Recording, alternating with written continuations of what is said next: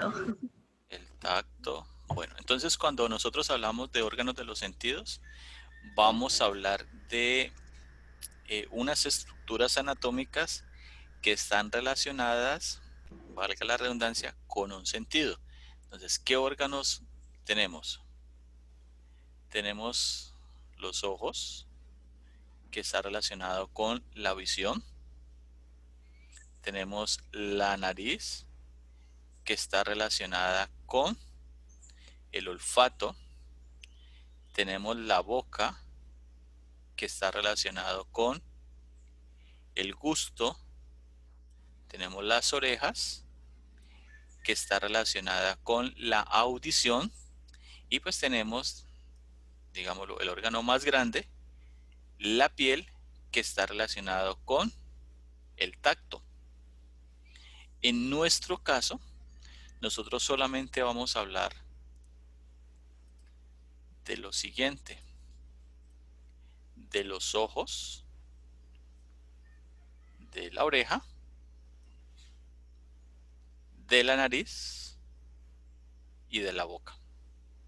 Y vamos a hablar de sus componentes externos, porque no profundizamos en ellos en los componentes internos. ¿Listo? Bueno, la piel, pues de hecho es el tejido más grande del cuerpo. Recuerden que el ser humano es un sistema de sensores. Si lo ponemos pues en términos tecnológicos, que permite sensar o percibir muchísima información. ¿Listo? Bueno, entonces arranquemos con el oído, la parte lateral. Entonces en la parte externa yo tengo la aurícula, lo que conocemos con el nombre de oreja. Entonces aquí la tengo. La oreja va a tener las siguientes partes. Esta parte que tengo aquí, que corresponde a toda esta estructura, se llama el hélix. Hagámosle pues aquí el chancuco.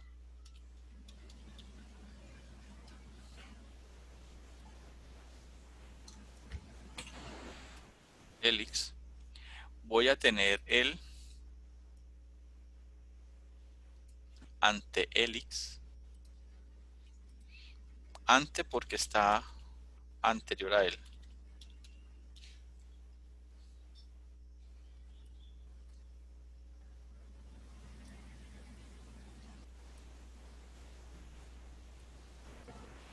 En la parte inferior voy a tener el lóbulo.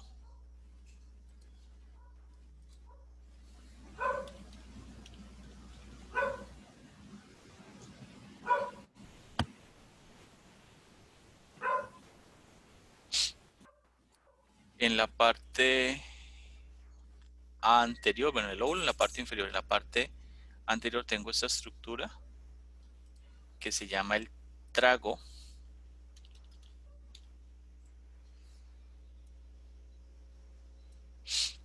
Entre el trago y el lóbulo hay una incisura. Aquí la voy a dibujar, que es esta, que se llama la incisura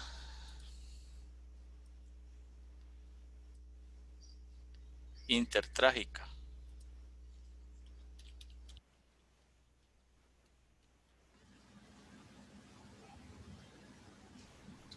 porque tengo el trago y en la parte posterior voy a tener el.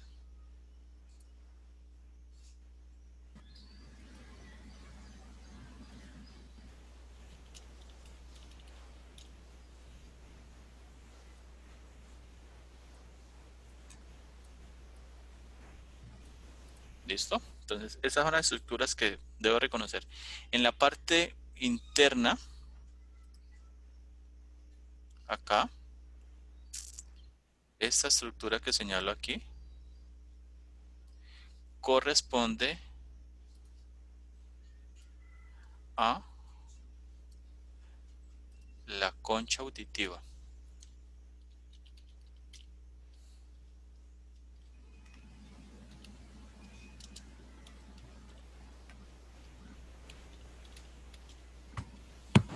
Y la concha auditiva me va a delimitar una estructura que ingresa, que se llama el canal auditivo.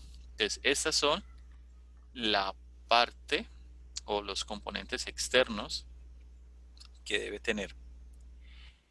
Anterior, bueno, posterior al trago, hay una estructura, la voy a señalar aquí, que se llama la cruz del hélix.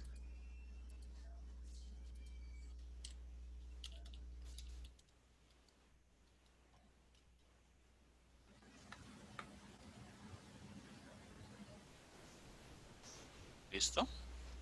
Bueno, entonces vamos a parar aquí, vamos a activar las cámaras y vamos a señalar las estructuras en ustedes. Entonces, aquí tenemos la parte externa, que fue la que les señalé ahora, que sería esto.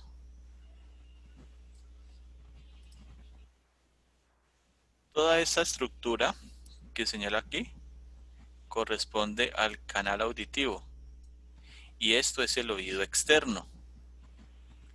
Aquí en medio tengo una membrana que se llama ¿cómo? Membrana timpánica. La membrana timpánica o el tímpano.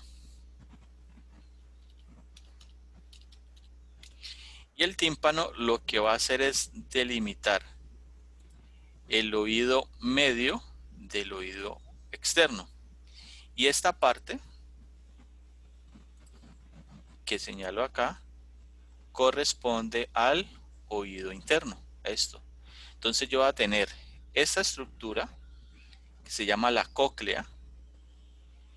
Aquí voy a tener las estructuras propias del componente auditivo.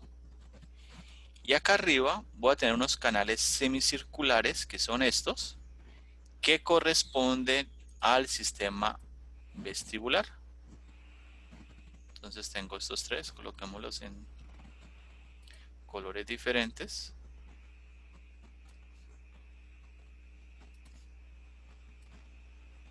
Acá. Entonces, esta parte corresponde al vestíbulo y esta parte corresponde a la cóclea.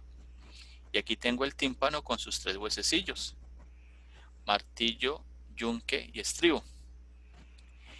Aquí voy a tener un conducto o canal y esto se llama la tuba auditiva o la tuba faringotimpánica.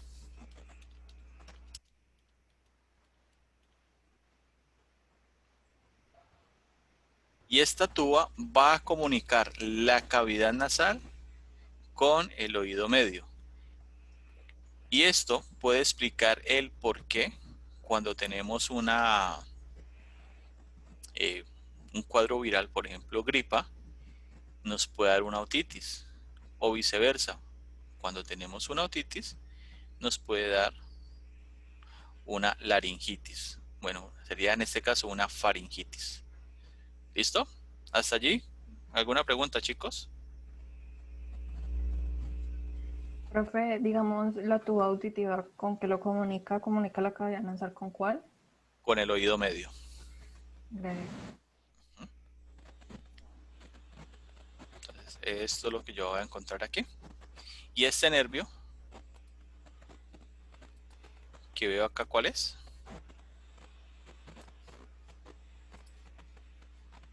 Vestíbulo coclear. El vestíbulo coclear.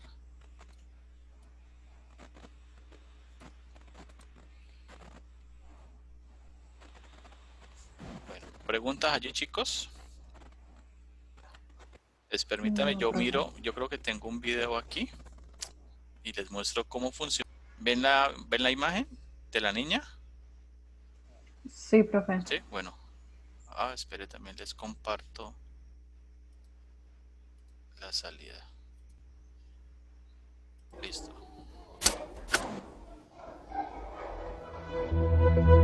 Dentro de los oídos existe un delicado mecanismo que le da a Z el impulso al caminar.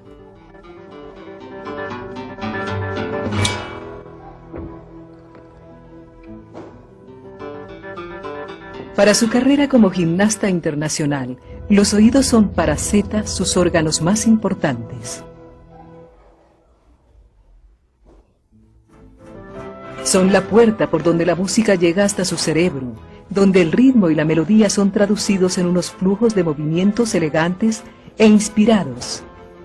Y lo que es aún más importante, los oídos de Z contienen el órgano que le permite mantener su equilibrio. Le siguen la pista a cada movimiento de su cuerpo, ya sea en el suelo o en el aire. Sin los complicados mecanismos del oído, nunca podríamos ver una exhibición como esta.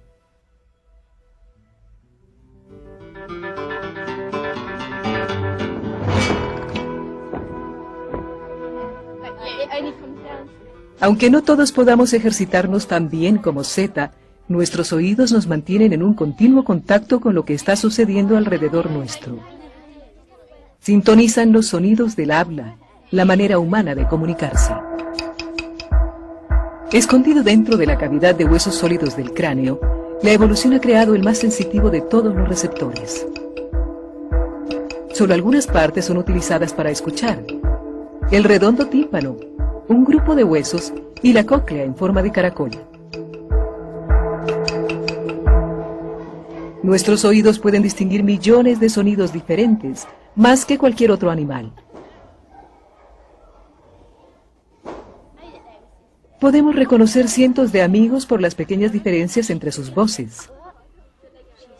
Podemos discernir lo que están diciendo en medio de una multitud de distracciones y hasta podemos localizar su posición solo por el sonido.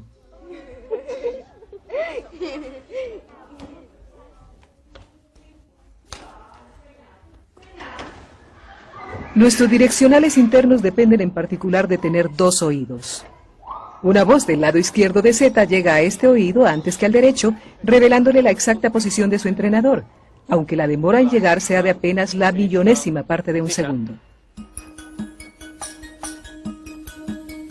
Los oídos no son idénticos. Hay una pequeña diferencia, así que cada uno reacciona de manera diferente al mismo sonido.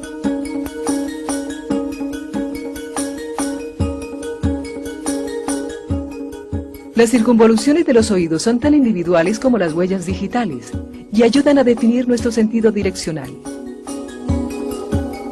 Mientras los sonidos bombardean el oído desde diferentes ángulos, su forma abrupta y los dobleces amplifican algunas frecuencias y disminuyen otras, y producen unos cambios muy sutiles en el sonido que detectamos sin darnos cuenta.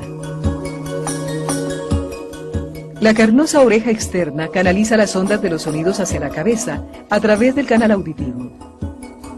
Los vellos y la cera bloquean la entrada a la suciedad y los insectos curiosos. En el punto opuesto, las ondas sonoras atacan a la única barrera entre el mundo externo y el mecanismo interno del oído, el tímpano. Esta membrana se alarga muy ajustada dentro del canal auditivo. El tímpano vibra con cada sonido, un sencillo movimiento que inicia todo el procedimiento auditivo.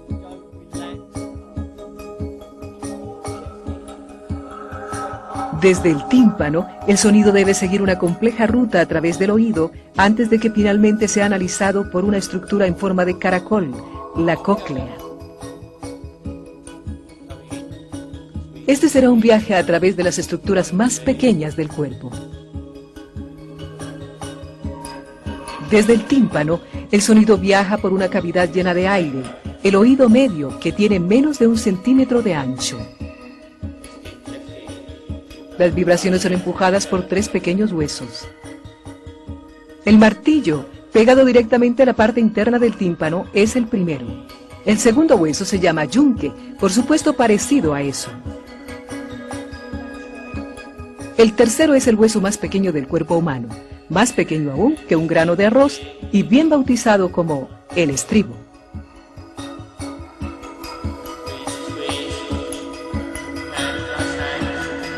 Estos huesos actúan como minúsculas palancas que aumentan la presión de las ondas sonoras hasta 20 veces. Pero este mecanismo es también una defensa para las delicadas estructuras que se encuentran más adentro.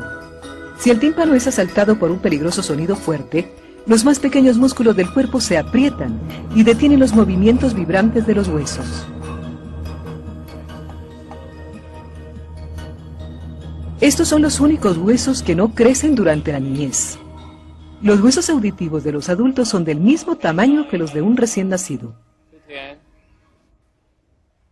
Este mecanismo tan exquisitamente refinado puede soportar una sorprendente cantidad de malos tratos.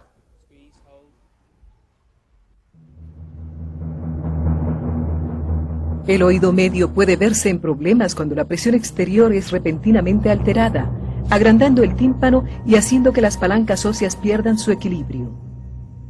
Los cambios de altitud durante un viaje en avión pueden ser la causa de dolores de oído. Cuando las sensitivas membranas son distorsionadas, mandan señales de dolor al cerebro. El dolor mengua cuando el aire fluye por el delgado tubo que viene desde la garganta. Iguala la presión aquí a la del aire externo.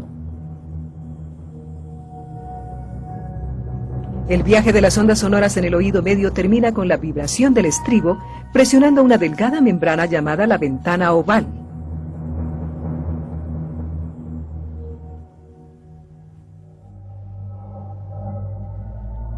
Más allá se encuentran las cavidades llenas de fluidos del oído interno.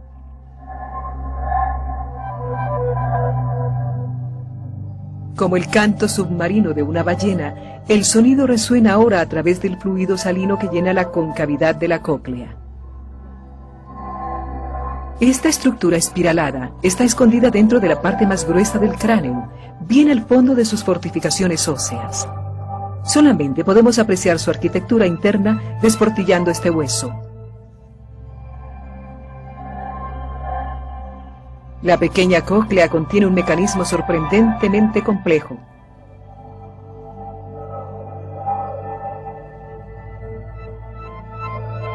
Atravesando todo el espiral, encontramos nuestro micrófono interno, el órgano de Corti.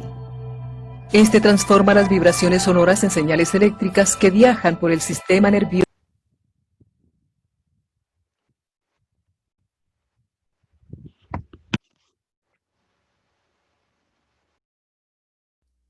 Listo, chicos. Bueno, voy a mostrarles otro video. El carnoso oído externo recoge los sonidos que nos rodean y los conduce por el canal auditivo para hacer vibrar el tímpano. Al otro lado del tímpano, estas vibraciones son transmitidas a través del oído medio por unos huesos diminutos. Estos son los únicos huesos que dejan de crecer poco después del nacimiento. Los huesecillos de los oídos de un adulto tienen el mismo tamaño que los de un recién nacido. Uno de ellos es el hueso más pequeño del cuerpo, conocido como el estribo, es más o menos del tamaño de un grano de arroz. El estribo reposa sobre la ventana ovalada del oído interno y transmite vibraciones a través de él.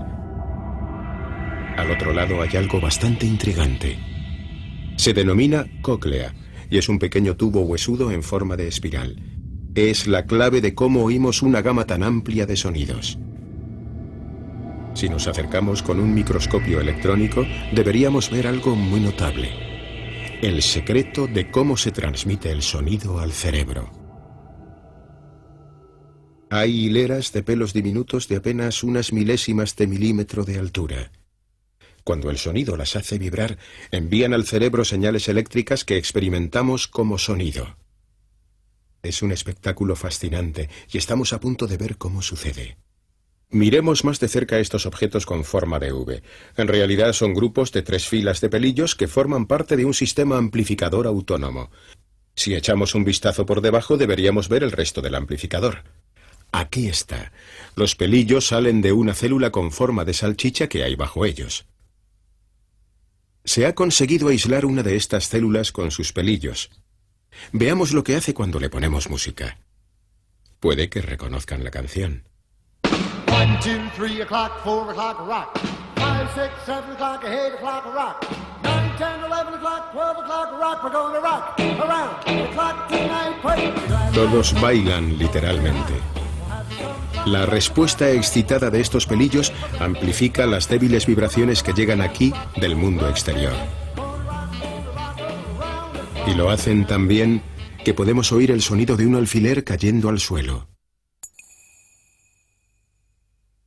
Desgraciadamente, desde el momento en que nacemos, estas células empiezan a morir una por una. Y las que registran las frecuencias más altas son las primeras en caer. El daño está donde las células con los pelillos han desaparecido. A causa de la pérdida de estas células, a los 10 años de edad hemos oído la gama de sonido más amplia que podremos oír el resto de nuestra vida. A medida que envejecemos, algunas personas siguen oyendo relativamente bien, pero en otras han desaparecido tantas células amplificadoras que solo pueden oír ruidos fuertes. La mayoría ya no puede oír las frecuencias altas. El sonido del metro de Nueva York, que a los más jóvenes les puede sonar así, será percibido más bien así.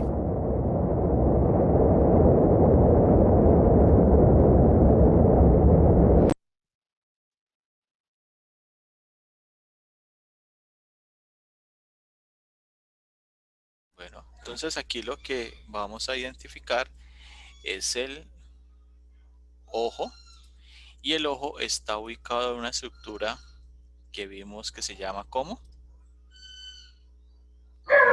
Órbita. Órbita, listo. Entonces la órbita, recuerde que está delimitada en la parte superior por un hueso que se llama el frontal, por su parte lateral por un hueso que se llama el cigomático, por la parte inferior por un hueso que se llama la maxila y por su cara medial por un hueso que se llama el lacrimal. Y en el fondo voy a tener otros huesos. ¿Se acuerdan de ellos? El esfenoides, el etmoides y el palatino. Y decíamos que la órbita es una pirámide invertida, o sea, su base es externa y su ápex es interno. La órbita, dentro de ella tengo el globo ocular. Entonces el globo ocular corresponde a una cámara que va a tener una estructura externa, un compartimiento anterior y un compartimiento posterior.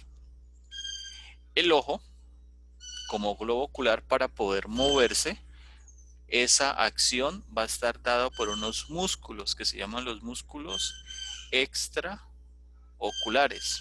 ¿Sí recuerdan esos músculos cuando hablábamos del tercer par craneal? Los rectos, el oblicuo. Exactamente. Entonces, vamos a verlos aquí. Entonces tenemos el músculo recto superior y aquí tengo el músculo recto inferior. Este músculo que veo acá se llama el recto lateral y el que está por acá profundo sería el recto medial. Ahí ya tengo los 4 rectos. Y adicionalmente voy a tener 2 músculos oblicuos. Músculo oblicuo inferior y músculo oblicuo superior. Entonces, el recto superior, el recto medial, venga, les hago el chancuco de una forma diferente para que les quede mejor. Entonces, estos 4 músculos que estoy señalando de color rojo van a estar inervados por el tercer par craneal. Este nervio, perdón, este músculo que voy a señalar con color azul se llama el músculo recto lateral y es inervado por ¿qué par craneal? ¿Por el tercero? No, el tercero es de los 4 primeros. Ese Por es el abducen. el abducente, que sería el sexto par craneal. Y este otro músculo que veo aquí es el músculo oblicuo superior y está inervado por ¿qué par craneal? Troclear. El nervio troclear, o sea, el Cuarto. cuarto. Entonces aquí hagamos el chancuco. Tercer par craneal. ¿Listo? Entonces, ¿qué músculo se inerva? los rectos, perdón, hagámoslo así, rectos superior, inferior, Lateral. medial y un oblicuo. Oblicuo.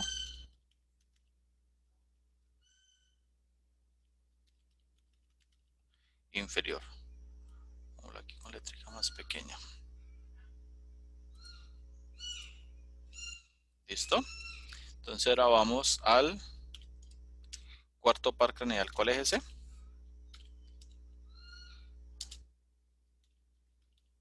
Troclear. El troclear. Entonces me inerva el oblicuo.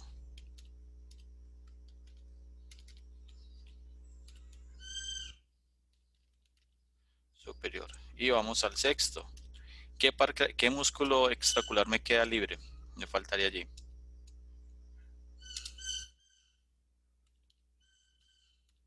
Recto lateral. Recto lateral. Muy bien. Entonces aquí tengo los músculos inervados por cada uno de los pares. Entonces, recto superior e inferior permite que el ojo se oriente hacia arriba y hacia abajo. El músculo recto lateral que permite que el ojo haga una rotación lateral. El recto medial que permite que haga una rotación medial. El oblicuo inferior, que es este, entonces hay una discusión mecánica por allí. Y la discusión estaba por esto. Este es el origen y esta es la inserción.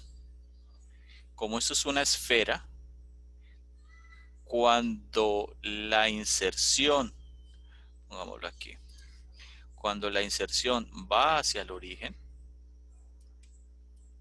entonces, ¿qué tendría que hacer el ojo? Se orienta hacia la parte inferior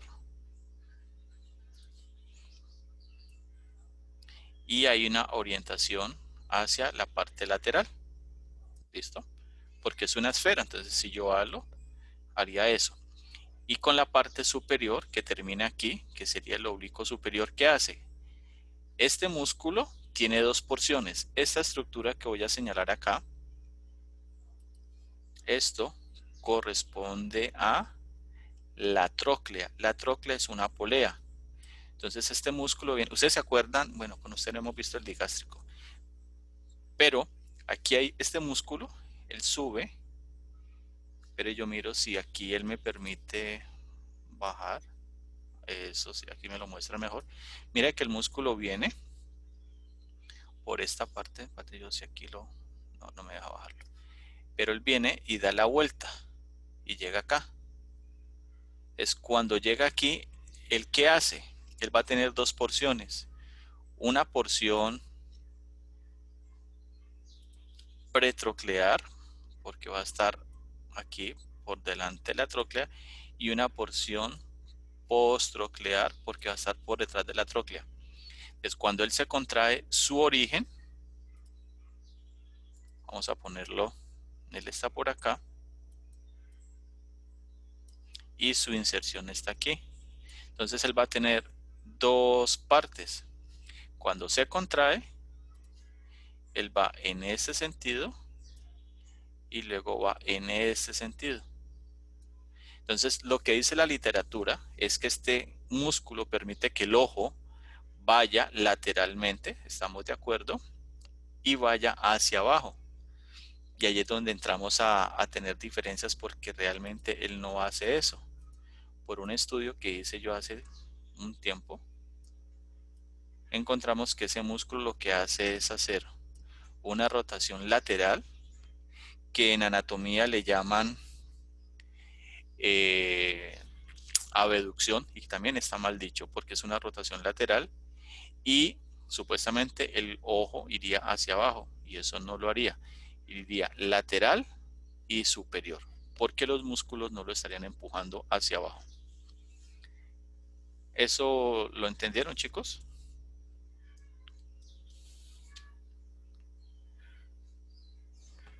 Sí, profe, aunque lo que usted dice de lo de la deducción, eso lo decía el profesor Alberto ayer y él decía que eso lo hacía. ¿Cómo? Que ¿Que el eso lo profesor hacía? Alberto decía ayer, ajá, o sea, el término deducción o abducción, Ajá. pues sí existe, pues según lo que él nos dijo. Sí, sí, sí. Por eso le digo que y ya les explico dónde puede estar el error de la interpretación.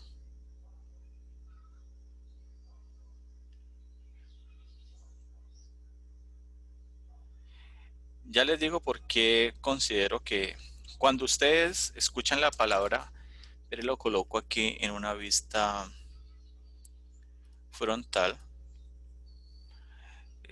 inferior, lateral, no me da una vista frontal. Voy a utilizar aquí una pizarra. Listo. Imagínense que aquí tengo, este es el ojo. Aquí. Esta sería la línea media, que sería esto. O sea, esta sería la órbita. Esta sería la parte de la cavidad nasal, por decirlo de alguna manera. Cuando hablamos de movimiento de abducción, ¿ustedes cómo lo entienden cuando vimos la primera clase? Este sería el eje del ojo. Cuando hablamos, espere que es muy corrido.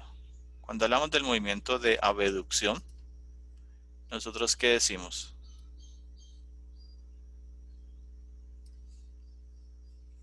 ¿Ustedes qué entienden por abducción?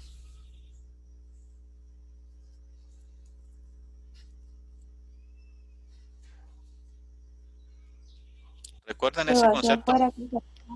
Cuando hablamos de abducción es alejar, ¿Cuándo se abre, profe? sí, ¿Cuando se aleja una parte de otra? alejar de la línea media. ¿Listo? Entonces, si yo voy a alejar, aquí voy a colocar la pupila. Ahora pues de este man sea de color azul. Bueno, vámonos así. Esta es la pupila. Si yo hablaría de abducción, ¿qué tendría que hacer? El globo ocular tendría que desplazarse hacia este lado y tendría que volver acá. Pero como él es una esfera, ¿él qué hace? Él va a rotar sobre este eje. Entonces hace una rotación lateral y hace una rotación medial. Entonces, hablar del concepto de abducción y aducción a nivel del globo ocular es una interpretación errada de la biomecánica del globo ocular. ¿Listo? Allá hay una diferencia grande en ese sentido. Por ejemplo, si este es el hombro, aquí tendría el brazo, aquí tendría la clavícula y aquí tendría el tronco. Disculpen el mamarracho. Y esta sería la línea media. Y aquí pues tendría el antebrazo. Y aquí pues tendría la mano. ¿Listo? Cuando yo me alejo de la línea media, o sea, cuando el brazo se desplaza lateralmente, a eso yo le llamo abducción. Y cuando él se acerca medialmente le llamo aducción. Sin embargo, el ojo no hace ese movimiento, él rota sobre su eje longitudinal, entonces hace una rotación lateral y una rotación medial. Y si quiere, hagamos el ejemplo. Miren, abran sus cámaras y miramos. Abran sus cámaras y miramos el ejercicio. ¿Listo? Pero entonces se quitan las gafas porque con las gafas no podemos ver el movimiento de los ojos. Les pongo cuidado. Vamos a mirar, o sea, coloque su dedo en el nación. Aquí. Ahora mire el dedo. Mire lo suyo. Ahí qué movimiento estamos haciendo. O sea, coloquialmente, ¿cómo se le llama eso? ¿Abducción? ¿Abducción? Bueno, coloquialmente le decimos que estamos haciendo viscos. Ah, ok, ok, ok. coloquialmente, pero anatómicamente, según la tradición, estaríamos haciendo una rotación, una aducción. Pero mira que el ojo lo que hace es que rota y hace esto. Él rota.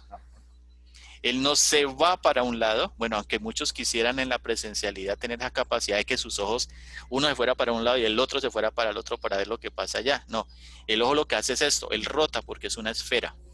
Entonces, lo que los, digámoslo, las personas que no están en el área de la biomecánica, o sea, a mí me gusta mucho ese tema, lo que dice es que el globo ocular lo que hace es que rota medialmente y rota lateralmente. Entonces, a lo que yo le llamo rotación lateral, ellos le dicen abducción, pero está mal dicho, porque él no se aleja de la línea media, él rota es sobre un eje. ¿Listo? Pero no importa. El profesor les dijo aducción, abducción. Yo les digo en mi contexto y les explico el por qué de esa manera. No quiere decir que estemos en contra del concepto, sino que yo le doy un argumento desde lo mecánico, el por qué es así. ¿Listo? Entonces, ¿me entienden esa parte? Ahora, vamos a mirar hacia la derecha. ¿Listo? Entonces miremos hacia la derecha. ¿Qué hace el ojo derecho?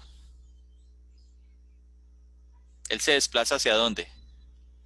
Derecho, A la derecha. Sí, el ojo aleja. derecho se desplaza ¿hacia dónde? Hacia la derecha, ¿cierto? Lateralmente. Lateralmente. ¿Y el izquierdo para dónde pega?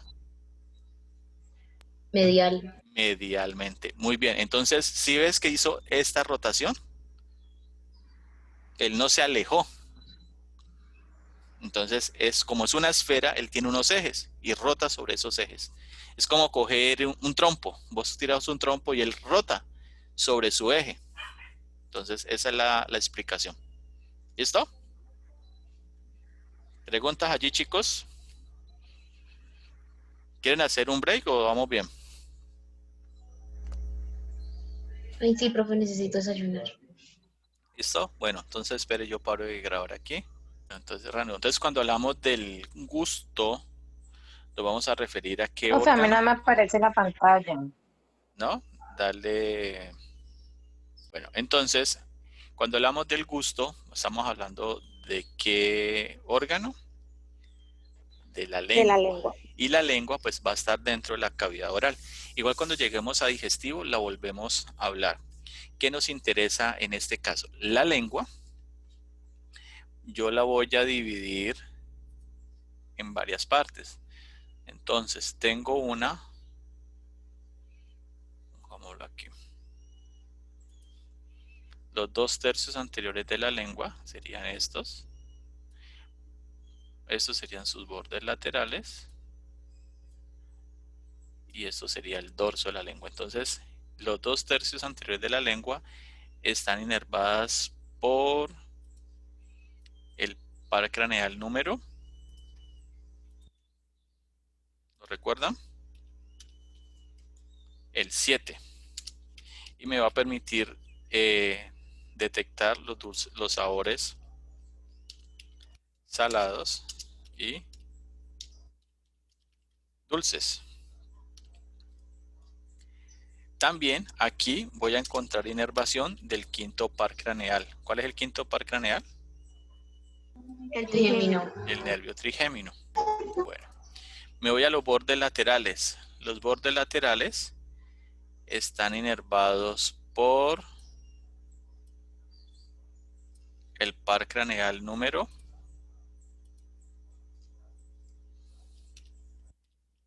9. Y voy a detectar los sabores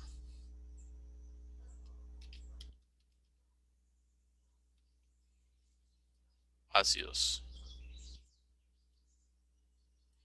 Y la parte posterior de la lengua está dada por la inervación por el nervio número 10, que sería el nervio El vago. el vago. ¿Listo? Y voy a detectar los sabores amargos. Sin embargo, hay un sabor que sería como la mezcla de todos los sabores que se puede presentar en la lengua, que le llaman el sabor umami. O sea, todo esto le dicen que es un nuevo sabor, que es el sabor umami, que correspondería a la mezcla de todos los sabores. Sin embargo, algunos autores dicen que el sabor umami es la predisposición a poder detectar de mejor o con mayor propiedad uno de los sabores anteriores, dulce o salado, ácido o amargo. ¿Listo? Desde el punto de vista motor, la lengua está inervada por qué par craneal? Por el 7. No. El mandibular del trigémino. Por el glosofaringio. No. El hipogloso. El hipogloso, muy bien. Recuerda que la palabra hipogloso viene de hipo, que es bajo, y gloso, lengua. Entonces estaría por debajo de la lengua. Y sería el responsable de los movimientos de la lengua desde el punto de vista motor. Si yo tengo una sensibilidad para detectar sabores, o una inervación, perdón, que me permite sensar o detectar sabores, ¿esa sensibilidad sería de qué tipo?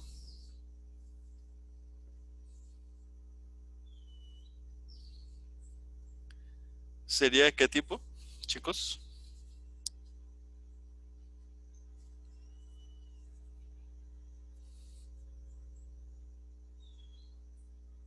¿Sí se acuerdan lo que nosotros vimos que los pares craneales, unos tenían sensibilidad general, otros especial, otros mixta y otros motora? Entonces sería de qué sensibilidad. ¿Ah? General. Especial. Sería de sensibilidad especial. ¿Listo? Bueno. Entonces nos vamos al siguiente. ¿Qué otro órgano de los sentidos nos falta? ¿O qué sentido nos haría falta? Olfato. El olfato. Muy bien. Entonces, vamos acá.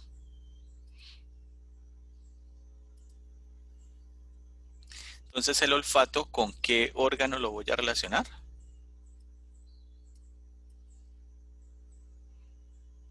La nariz. Con la nariz. Con la nariz. Listo. Entonces, recuerden que la nariz es esta estructura que yo voy a ver en la parte externa. ¿Listo? Que sería esta. Entonces, recuerden que la nariz va a tener en la parte superior el dorso, el ápex, las alas nasales, el septo nasal y las nares o narinas en su parte externa. Recuerden que la nariz va a estar ubicada sobre la cavidad nasal y la cavidad nasal va a estar dividida por una estructura. ¿Cómo se llama esa estructura? Repite la pregunta, por favor, profe. ¿Cómo se llama la estructura que divide la cavidad nasal? ¿Tabique? El septo nasal o tabique nasal. Entonces el septo nasal, recuerden que va a tener dos huesos que lo van a conformar. Uno que se llama la lámina perpendicular del hueso etmoides y otro que se llama el vómer. Entonces ellos dos se unen y desde esta parte, aquí, hacia la parte anterior voy a tener la porción cartilaginosa y acá tendría la porción ósea. ¿Listo? Entonces sigamos acá. La cavidad nasal me va a permitir identificar dos áreas, como dos espacios específicos. La parte superior, que sería esta, corresponde a la porción olfatoria y la parte inferior corresponde a la porción respiratoria. ¿Qué par craneal es este que les voy a señalar aquí? Olfatorio. El par craneal número 1, que sería el nervio olfatorio. ¿Y el nervio olfatorio está sobre qué estructura? ¿Sobre qué parte ósea?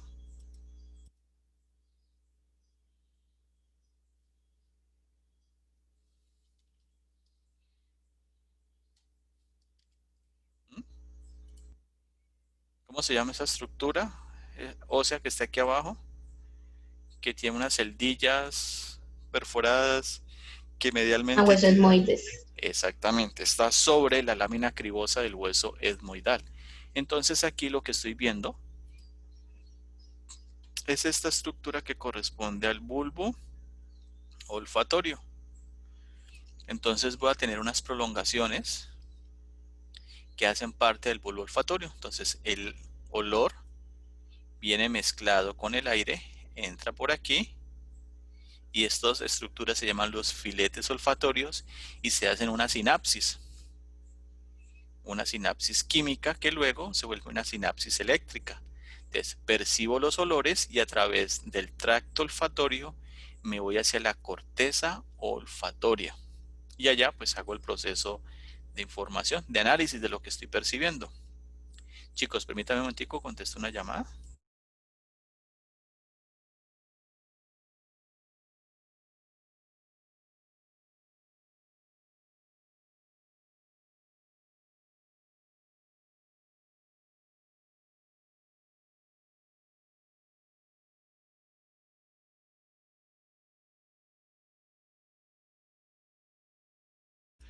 Bueno, entonces lo que les estaba diciendo es que aquí el bulbo olfatorio, él va a recibir la información de estos filetes olfatorios y se va a proyectar hacia través del tracto olfatorio para llegar a la corteza temporal, la corteza olfatoria. En esa corteza yo voy a comenzar a identificar los olores y recuerden que los olores nos van a permitir evocar momentos, o sea, está relacionado con la memoria. ¿Sí les ha pasado eso?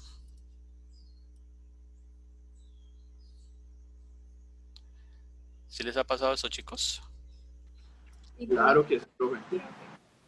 Bueno, entonces listo. Aquí ya tendríamos lo que correspondería a el sistema con el olfato y su estructura externa que sería la nariz. Entonces identificamos. Entonces cuando hablábamos de la parte externa de la nariz, tenemos, o sea, esta es la nariz. Entonces ella va a tener hacia los lados dos elevaciones que se llaman las alas nasales, que me van a delimitar junto con el septo nasal, esta parte, esta estructura que tengo aquí, que se llaman las nares o las narinas. ¿Listo? En su parte anterior tengo el ápex, que corresponde a un cartílago. Voy a tener el dorso de la nariz y en la parte superior tengo la raíz de la nariz. ¿Se acuerdan de ese puntico anatómico que tenemos acá? ¿Cómo se llama?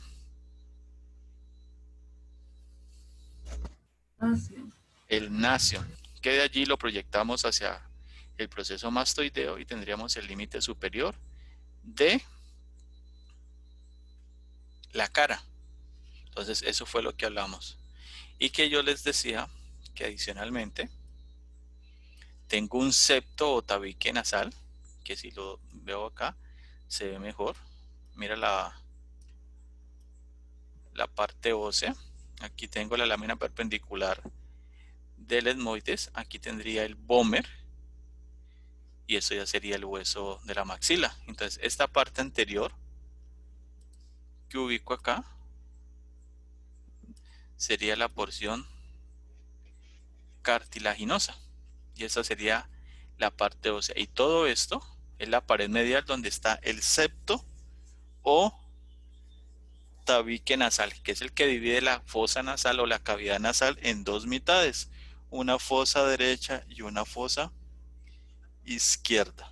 Entonces, y que hablábamos que ella tiene dos porciones. Una porción superior que corresponde a la porción olfatoria y una porción inferior que corresponde a la porción respiratoria. Entonces hacia la parte posterior la cavidad nasal se comunica con la cavidad oral a través de qué estructura. ¿Cómo se llama un espacio que hay aquí?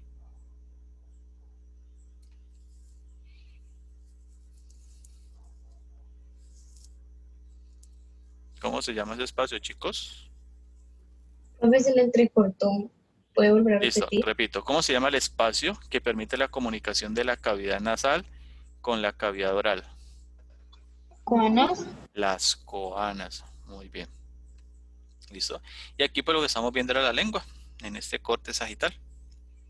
Con su ápex, su dorso, y pues aquí tendríamos la mitad, o sea que eso correspondería al lado derecho y al otro lado el borde izquierdo. ¿Preguntas hasta allí, chicos?